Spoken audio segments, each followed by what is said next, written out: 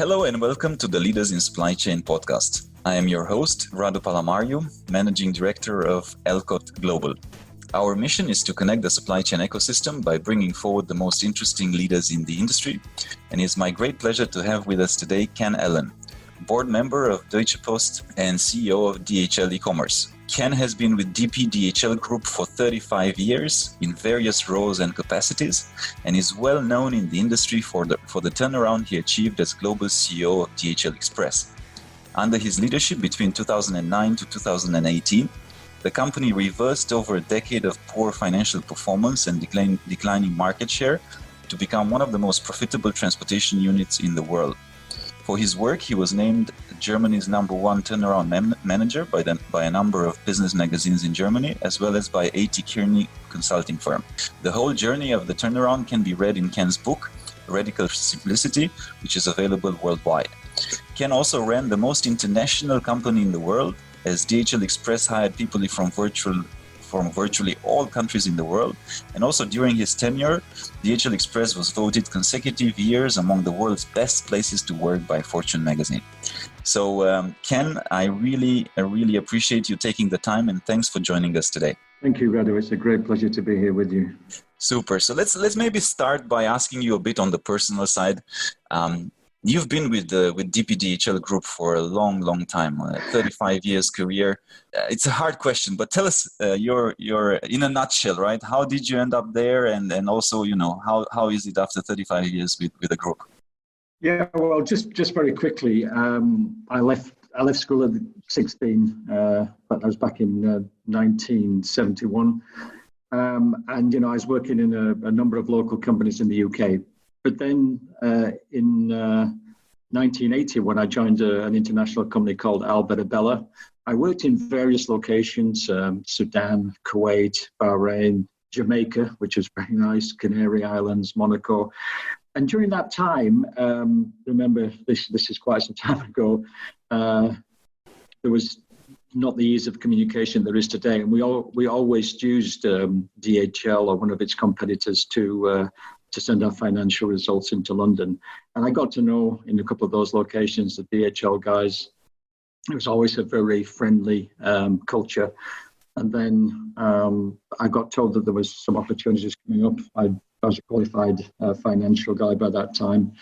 And therefore, I joined DHL in Middle East in 1985. I started in Saudi Arabia, moved to Egypt, and then came to Bahrain as the regional finance manager. A couple of years later, I became the regional manager. My boss moved on and I became regional manager. So it was quite a quick promotion. And in those days, there was a lot of fast expansion and a lot of movement within the organization. And then in 1998, there was the global sort of financial crisis, right? Especially down in Asia. And I moved then to Singapore, where I spent six great years. And it was at the time, when all the problems are going on, especially in Thailand, Indonesia.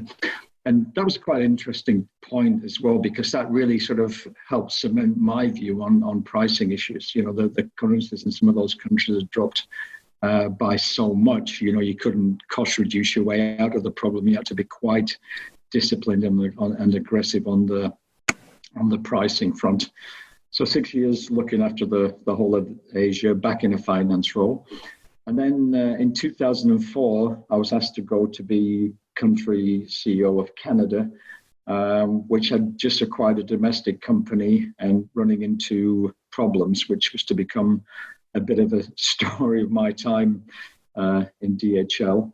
So we rapidly turned that situation around. When I got there in 2004, it was losing 45 million. And when I left in 2006, it was making 12. So that was really all about service quality, making sure that we were giving the customer what he was paying for. There was a lot of churn at that time. And I even said, let's be clear here. Let's not sell until our service quality levels are where they should be.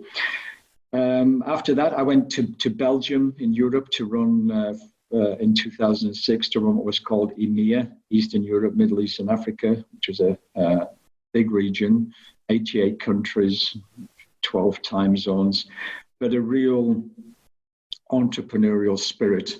Revenue growth was very strong, and EBIT was one of the best in the organization. And in that time, we continued to grow revenue by 12 to 15%, and we almost doubled the EBIT margin in that time. So that was quite a great, successful period for me. And then I got the call to go to the United States, where, again, we'd done a really big domestic acquisition that didn't work properly.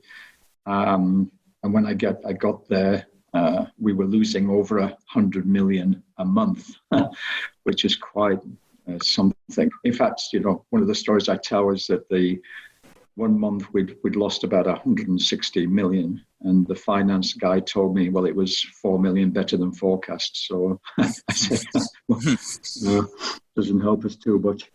And then 2000, I fixed a lot of that. We had to close a lot of the domestic business down, which was quite a traumatic experience, actually, one that I wouldn't want to go through again. But the turnaround was done.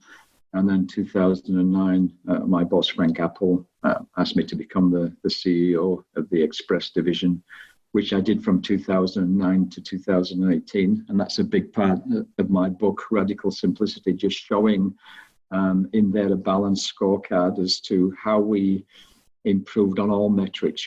Our people engagement went up, our service quality went up, our market share went up, and our profitability went from losing 2.2 billion in 2008, making just about 2 billion in 2018. So that was a big part of the turnaround. And then from 2019 to date, I've been running what we call eCommerce solutions, which is a number of big businesses. It turns over about 4 billion, the whole division, outside of Germany. So that's it in a nutshell, very quickly. Yeah, I mean, 35 years. It's quite a period. And I wanted to go a little bit deeper into the story of the turnaround you did at DHL Express, because we have some younger people, younger industry professionals that are listening to the podcast. So I just wanted maybe to first ask you a little bit to set the context. You mentioned there was some fairly big losses that were happening when you took over the company, but I just wanted to, let's start first in setting the context. So where it was when you took charge of the company, and what were some of the challenges, and from there we go into the story around how you did the change. Yeah. Well, first thing I'd like to say to everybody, is that the turnaround artists, and, I've done quite a few turnarounds, especially within DHL, that they get a lot of the publicity and the kudos, right? But the real heroes in business are people that, grow their businesses every year, very careful about the risks that they take, and provide a very solid, profitably growing business, which was my intention, actually, when I took over, because unless you're growing profitably, a lot of the good things can't be done. So just a very quick history of DHL. It was founded in 1969. It was very entrepreneurial. It was what we call today a disruptor. Lots of legal cases against them with the post offices around the world in the early days. But like all new companies, disruptors, it grew very rapidly. But again, like some of the companies today, it never really made a lot of money. It was all about expansion, building the brand name. I don't think they really thought at that time about selling out, but they were trying to grow the business. But by 2000, it had started to really start to lose money. And 2002, Deutsche Post stepped in and bought it at a time when it was losing about 150 million a year. So even when Deutsche Post took over, and thank God that Deutsche Post did, otherwise it might have gone bankrupt, it wasn't making any money. And then the idea was to try and make it more efficient by linking it with a number of domestic businesses around the world, particularly in the US. But the IT the cultural aspects, and basically the business models from domestic to international are so different that it started to compound the losses. And I say the worst case was in the United States, where we were losing over $1 billion a year. So we had to get out of some of it. It wasn't just the United States, it was France, it was the UK. But my point was, look, we were still at that time just about world leader in the business that we'd invented, which is the International Express business. And my idea was to get everybody focused on being the absolute quality leader in International Express. So that's what happened when I took over. So we got everybody refocused, and I think it's important that from focus does come growth. If you keep looking at what you're really good at, you'll always find growth opportunity around it. I just wanted to ask you in that moment. So I imagine you coming in, Frank Apple asked you to look into this challenge.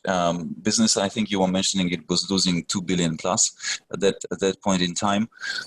What was your for the audience that might be put in the similar scenario, maybe not the same scale, but you have to do a turnaround, you have to change something about the business, you have to think differently. What went through your mind? So, okay, I'm going into this business that is losing 2 billion plus. At that crossroad moment of, okay, we need to do something different. What was your process, right? How did you think about the problem? I think that's about the challenge. That could provide a lot of value to the audience.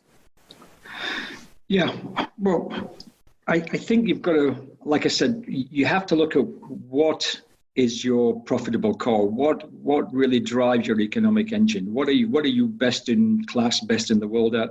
What drives your economic engine? And what are your people really grounded in? And as I say, in our case, there've been a lot of domestic acquisitions. The US being the biggest and the least successful. So it was a matter of cleaning up some of the loss-making businesses around the core. So the United States was a big part of it, UK, France, all part of it, China, domestic. So it was all about refocusing the business on the piece that we could be the best in the world at. And as I say, we were still the market leader in the international time-definite industry. And it's a big segment. We turn over 15 billion. The total market's probably 40 billion.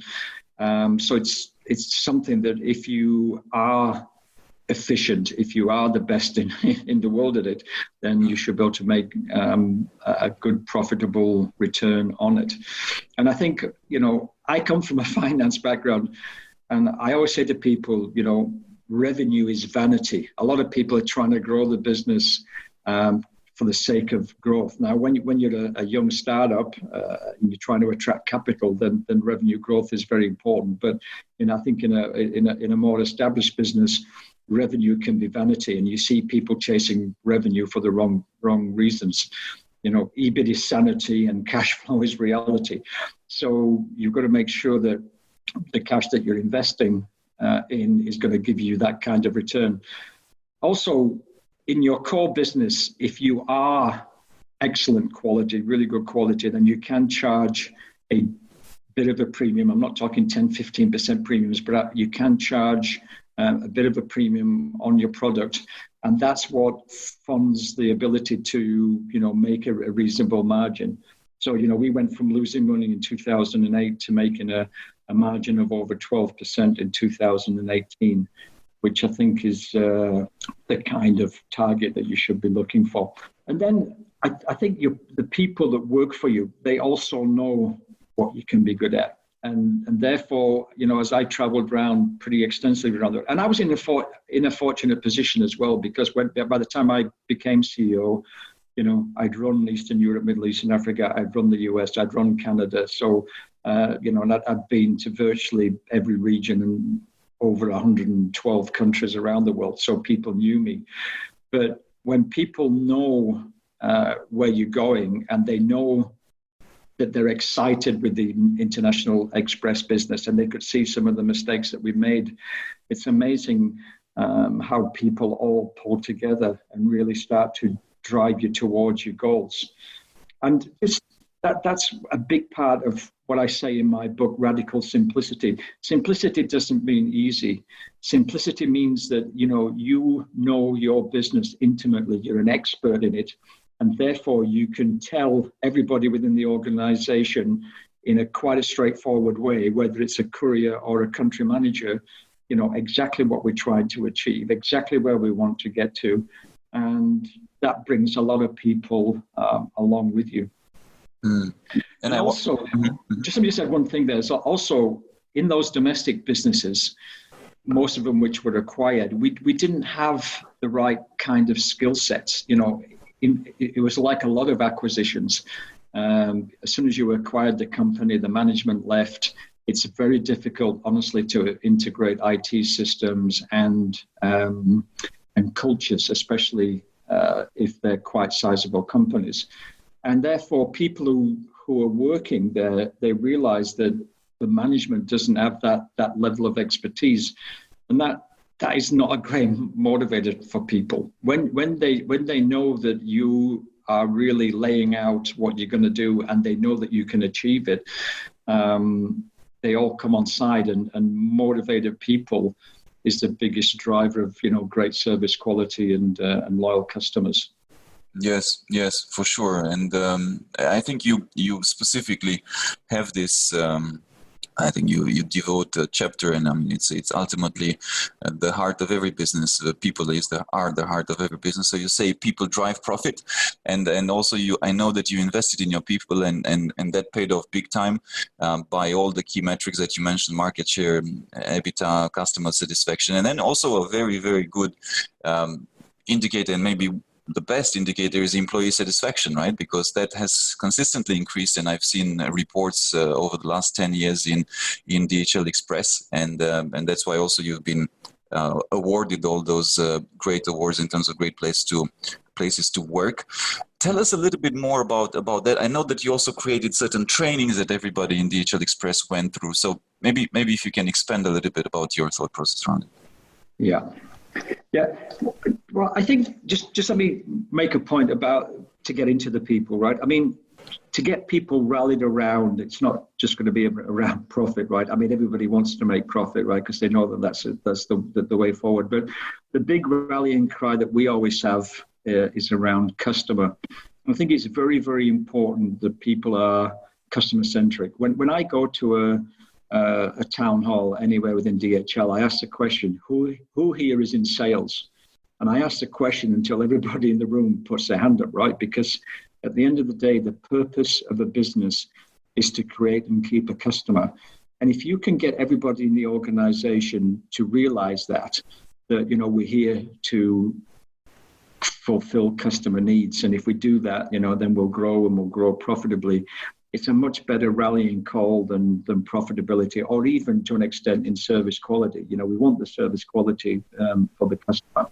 So again, in my book, I talk about a lot of things that all the theory and information that you need is already out there. And I worked on the basis of what was called the service profit chain.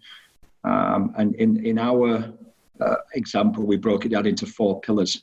Motivated people deliver great service quality, which results in loyal customers. Loyal customers are your best source of profit and marketing and everything else, and that comes to a profitable network. And then when you got to profit, you've got a lot more to reinvest, and we put the biggest reinvestment into our people. We launched a thing called Certified International Specialist, because I wanted to get out of the domestic businesses that we weren't good at, and concentrate on the thing that we were best in the world at, which is International Express.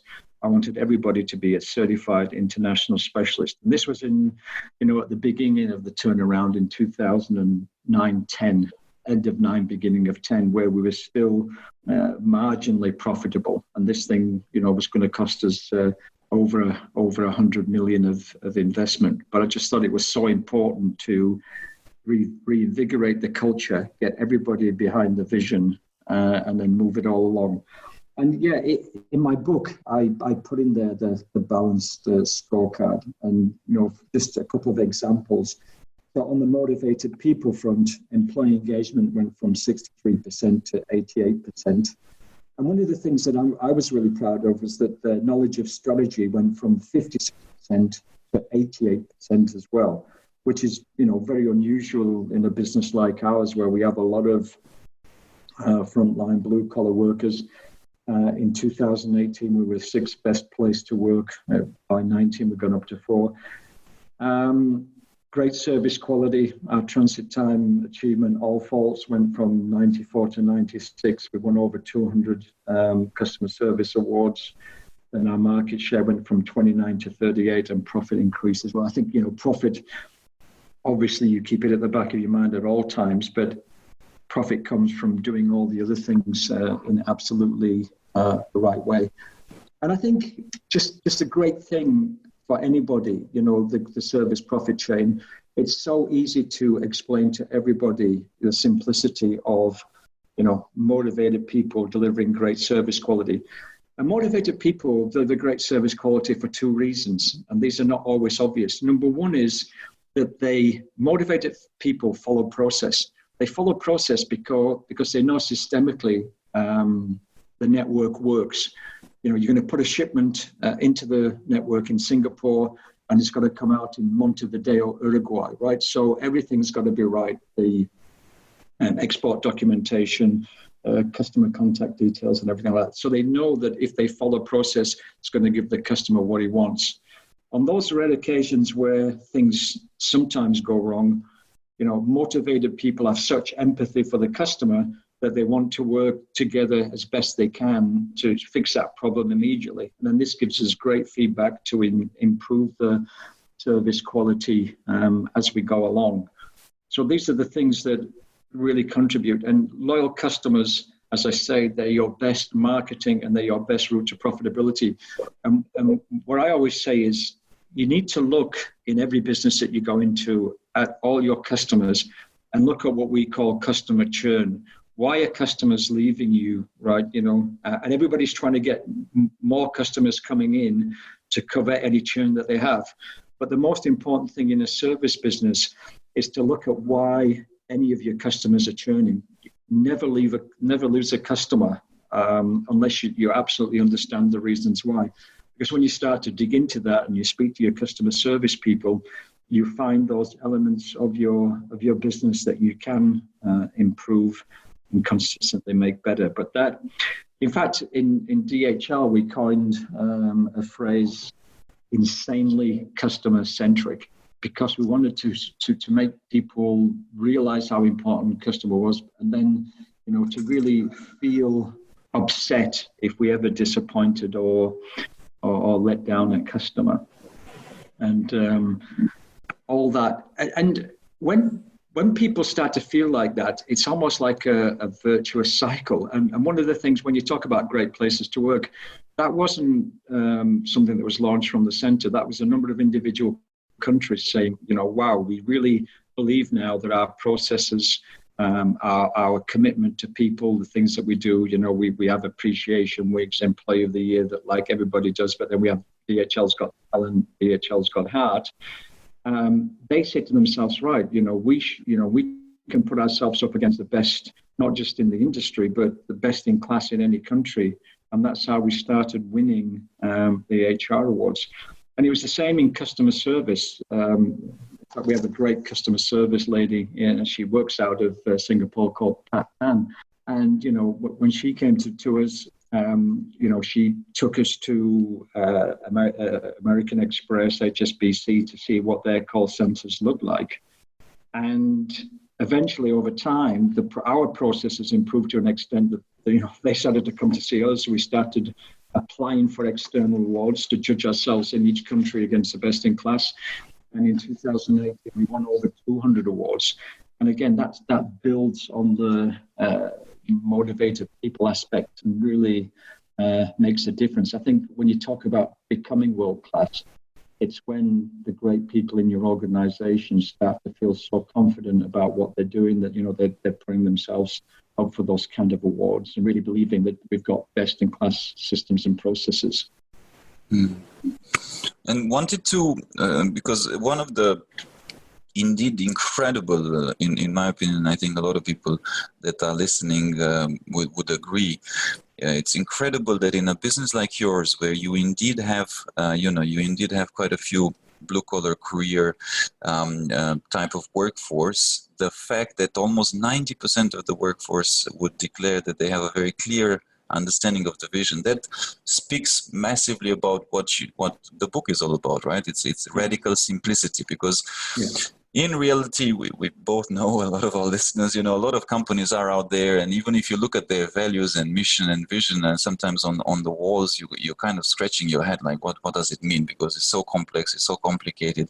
A lot of change management initiatives and processes a lot of times fail, as you know, because it's basically people cannot follow what are we trying to do. It's not simple enough, right? If, as Einstein said, if you can't explain it simply, you don't understand it. So I wanted to ask you a little bit, maybe if there's some tips and tricks, or I know that you basically encourage people to do not to-do lists, right? How to make sure that you keep it simple? I know it can be a very weird question in some ways now that I'm asking it, but are there some tips of, if you were to coach some people, like, how do you make sure that it's very simple and easy to relate? Yeah, well, yeah, I think in my book, Radical Simplicity, I make the point that who wants to pay for simple advice, and is a consulting company going to say, well, this is simple and put it forward? Because a lot of people talk about strategy, but actually, in reality, a lot of strategies are the same. I saw some documentation once said that within an industry, 86% of the strategy is the same. So, I used to have, I used to say, we've got a strategic plan. It's called doing things, right? Because most strategy is about execution. 90% of strategy is execution, and 90% of execution is people. So once you know where you're going and you've laid it all out, and I think, again, that's one of the big things that we did, we wrote down our plans for 5 years. I know everybody has a 5-year plan, but they don't always publish them. But then how do you make that strategy and that execution relevant to all the people in the organization? Just one big tip is, don't change your strategy on a regular basis, because it takes a year for the strategy to get through each level of the organization. So if there's 5 levels between myself and the customer service agent, it could take 4 or 5 years before they fully understand what's going on. And then the secondly is to speak a language that reflects all the things that people talk about in strategy, but really is very close to you. So I always say, look, let's look at what binds us together as human beings. And in our industry, I would say, it's music, sport, everybody has a favorite team, love, everybody wants a partner, and logistics, right? So there are things. And then to get the message over to everybody, we start talking about things like insanely customer-centric culture, the big yellow machine, which is the operation system that we use, best day every day instead of continuous improvement. Just trying to get those words that when people hear them, they're relevant to everybody, and they know that it's come from DHL. For us, right first time, everyone's a salesperson. KPH, knowledgeable, polite, and helpful. So these are things that we try to use to get these messages across. And as I say, the 4 pillars: motivated people, great service quality, loyal customers, profitable network. It's an easy concept to understand. And one of the big moments I had when we first launched the Certified International Specialist was a courier in South Africa who just rattled off the 4 pillars and explained, how he, as a motivated courier, could, really help the company to get where it wanted to go. The other thing that we did as part of Certified International Specialist, and again, it's in the book, is we gave everybody a passport. We call it the passport to success because, international, certified international, international travel requires a passport. And this became quite a tool for building a sort of family spirit. So everybody gets a passport to success when they come in. When they do the induction and when they do all the training, they get a sticker, which is supposed to be a visa, like the equivalent of a visa in a passport. But the other thing that it's done is it's really helped to bind everybody together. Everybody's got a certified passport, and this really says to everybody, we don't care about race, religion, color, sexual orientation, or anything else like that.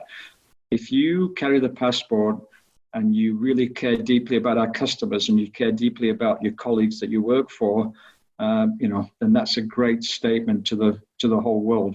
And one of the things that we like to say is, we want DHL to be the best in the world at what we do, but we also want DHL to be an example of the world at its best, that all of us can get along together, that, there is no political boundaries between human beings. We're more alike than we're different. And I think that when you are successful, you get this kind of, as I said, a virtuous cycle where people are comfortable in their jobs. They know they've got a future, and then they start to want to do more for society in general. So I think that's a big part of how this thing became so successful. And I wanted to specifically ask you on the piece on music. You said music is what binds us. I know, and I've read several pieces that you're a big music fan, and I also know that you like to blend it in your leadership style. I also read that you're an excellent karaoke singer. I can't hold it to.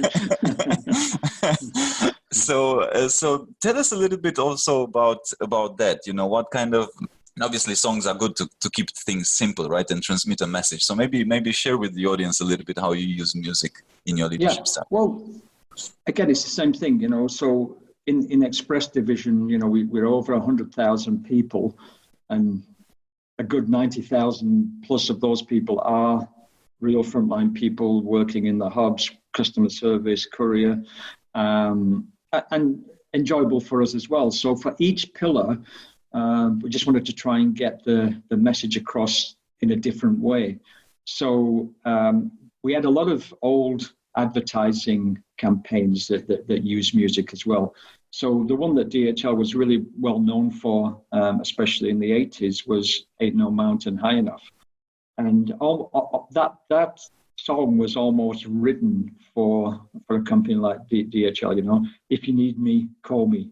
No matter where you are, no matter how far, I'll be there in a hurry. On that you can depend and never worry, because baby, there ain't no mountain high enough.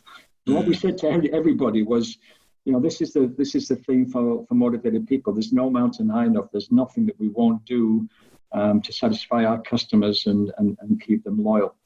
And then we had another advertising campaign which used the Love Sweet Love. So great service quality. What the world needs now is love, sweet love. Because I think, again, it sounds a bit cheesy in a way, but it's very powerful. We say to everybody that, we want people to feel that affinity with customer. We don't want anything to go wrong. And even if you're in customer service, and so you're speaking on a phone, the customer knows whether you care or not. And having that love for our customers is something that's going to set us apart. And for loyal customers, there was a great song came out called Simplicity. Our quality program is called First Choice. It was all about making life simple for our customers. And there's a great song called Simplicity. It works for me. Keeps me running hard and smart and true. I focus on the basic stuff. And pretty soon I'm coming up on you. So that was all about focus and making sure that we give the customer the service that he wants. And then on, again, this is an interesting story. So on Profitable Network, I even got a call from a guy in our IT department, actually, and said, Ken, I've got this great song for Profitable Network. And it was the Travis McCoy, Bruno Mars song, Wanna Be a Billionaire, so freaking bad. And then we added, UPS and FedEx will be sad. Want to be on the cover of Forbes magazine. TNT is never to be seen. So, and hopefully you'll see a lot of people know those songs and sing along with them.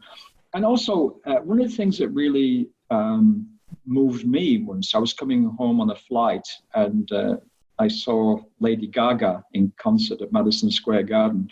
When she was younger, she was a little bit abusive, maybe the wrong word, right? But people never thought she'd made it. Nobody really supported her.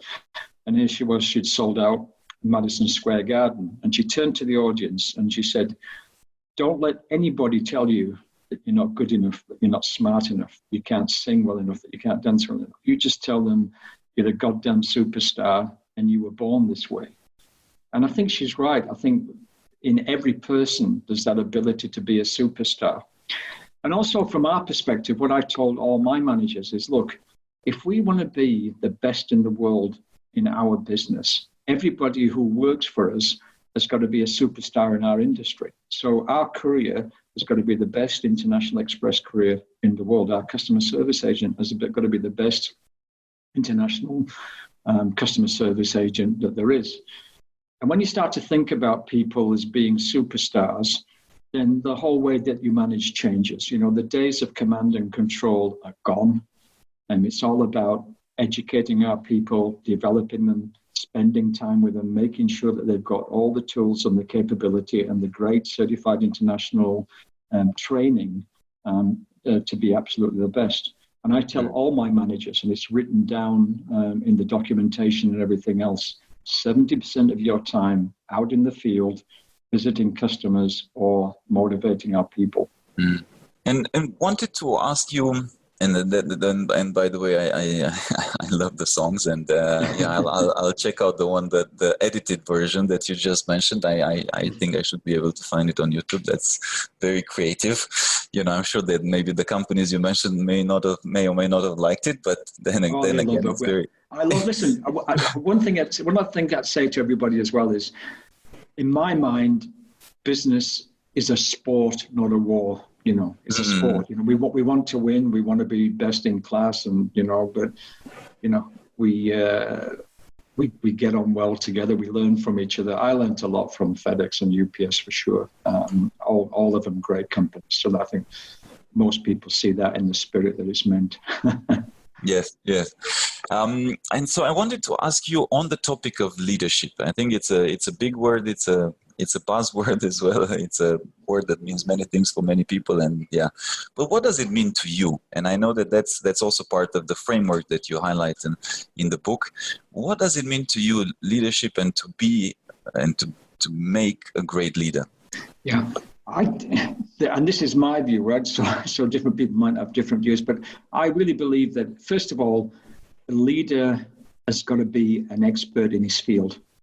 What is an expert? An expert is an ordinary person who decides to, become an expert and really learn about things. So in business, if you want to be an expert in international express or in hotel industry, then you've really got to get in there and really learn about your particular industry. So first of all, leaders got to really understand all the elements, the key triggers to pull in his business. So I think that's number one. And I think more and more today, you've got to combine that then with great people skills.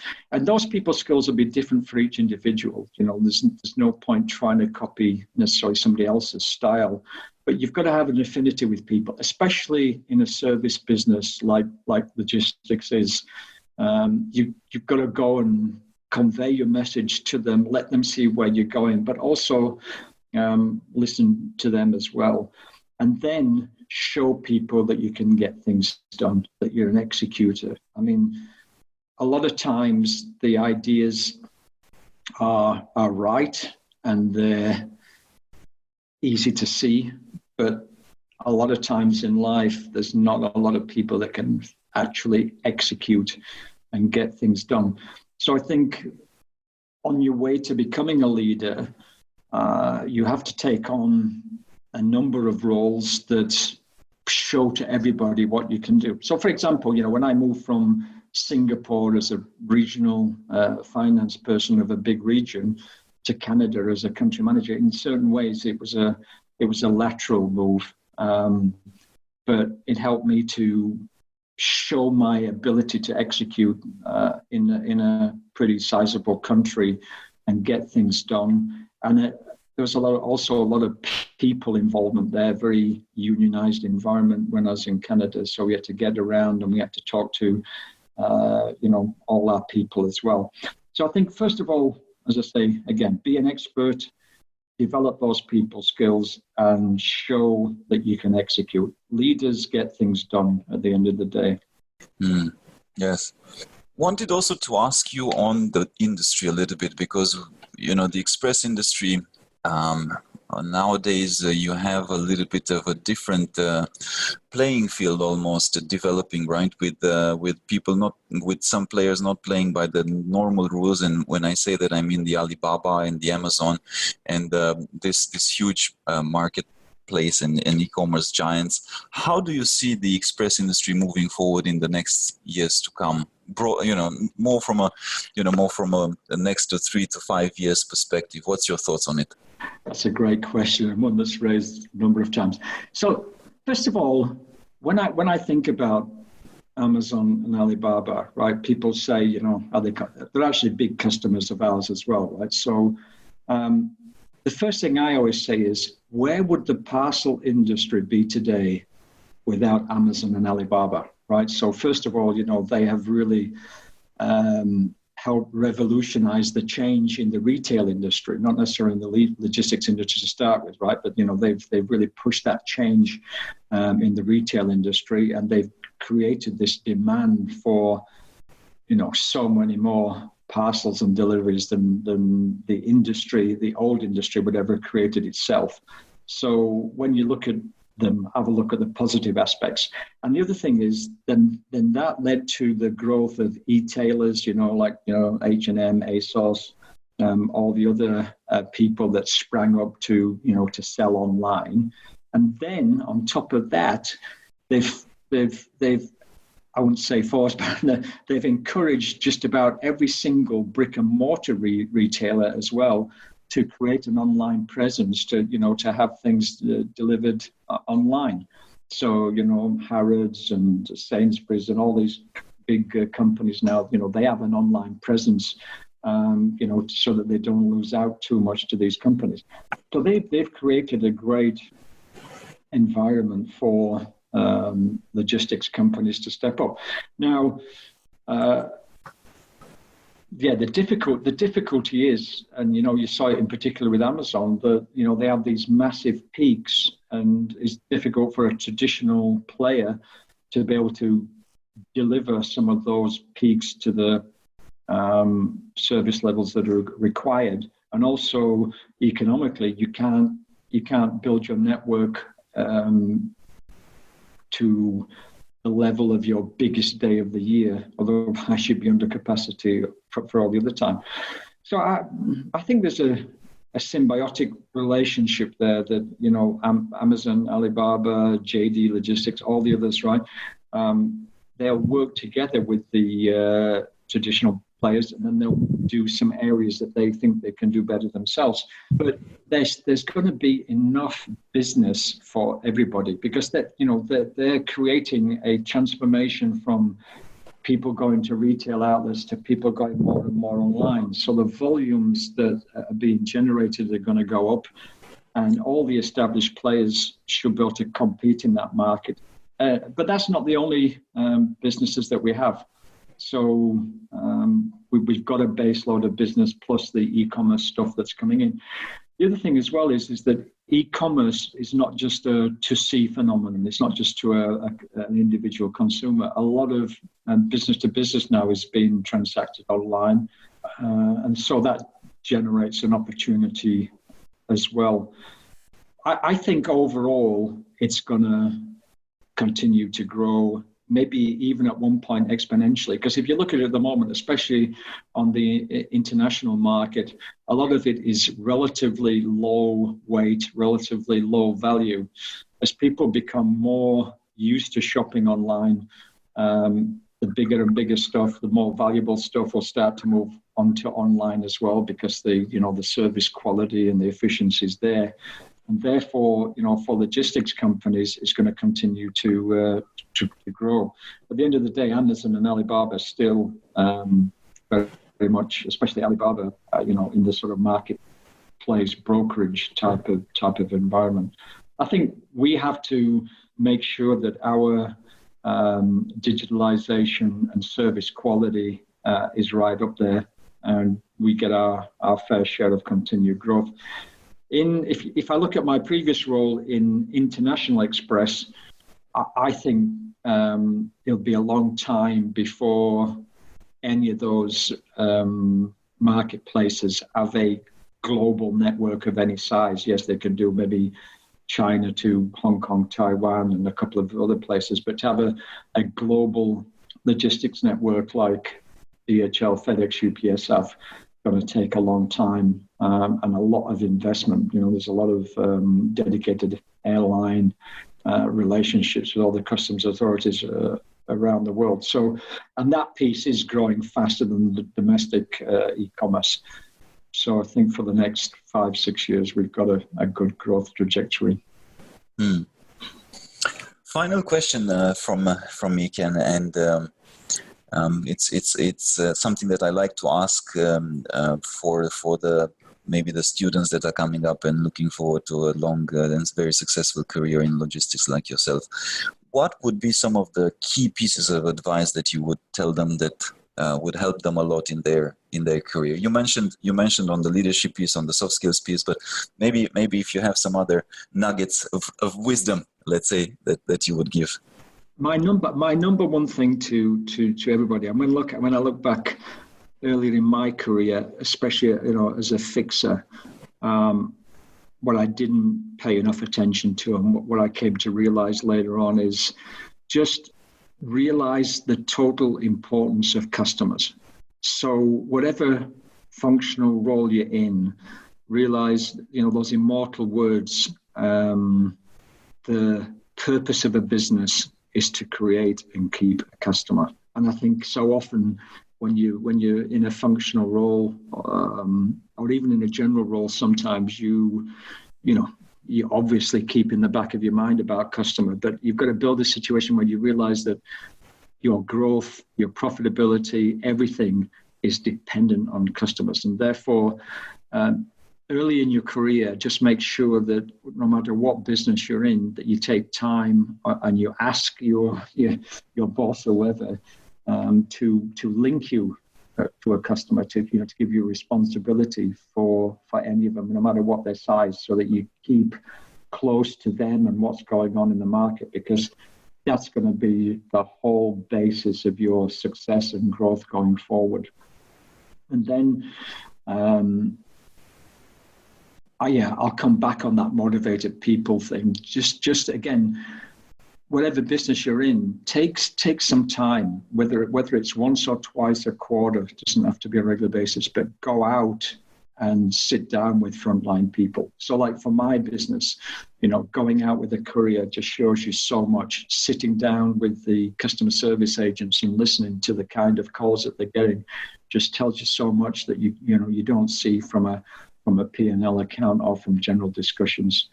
So I think they're the two biggest things, So, obviously find a professional discipline that you're really interested in, whether it's IT, finance, sales and marketing, operations, right? Get your professional discipline established. Then find an industry or a company that you really like, that you like the culture of, because you don't want to go into a company that you don't fit into. And believe me, you'll never be able to change the culture of a company. Even a CEO struggles to do that. When I look at culture, I look at what's good about what we're doing and trying to build it up and emphasize it, not trying to change it per se. So those are the three things. If my kids as well is get out with the customer, look at what the front line's doing, and then obviously get yourself a professional discipline, whether it's operations, sales, or whatever, and try and pull all those things together. No, great pointers, Ken, and great summary. And thanks a lot for the time. And I really encourage our audience to find Ken's book. You can find it online. You can find it in bookstores. Also go to Ken's website because I know that you share a few nuggets and a few videos and more, management tips and obviously. It's free of charge, and 35 years of experience in 2-3 minute bites is very good. So I've watched some of them myself, and look, many thanks for joining us, Ken, and great sharing session. Many thanks to you, Radu. And as I say, like in my New Year's resolutions, keep healthy, keep happy, keep in touch, right? So thank you very much. Super. Thank you, Ken. Thank you for listening to our podcast. If you liked what you heard, be sure to go to www.elcotglobal.com and click the podcast button for all the show notes of the interview. Also, subscribe to our mailing list to get our latest updates first. If you're listening through a streaming platform like iTunes, Spotify, or Stitcher, we would appreciate a kind review. 5-star works best to keep us going and our production team happy. And of course, share it with your friends. I'm most active on LinkedIn, so do feel free to follow me. And if you have any suggestions on what to do and who to invite next, don't hesitate to drop me a note. And if you're looking to hire top executives in supply chain or transform your business, of course, contact us as well to find out how we can help.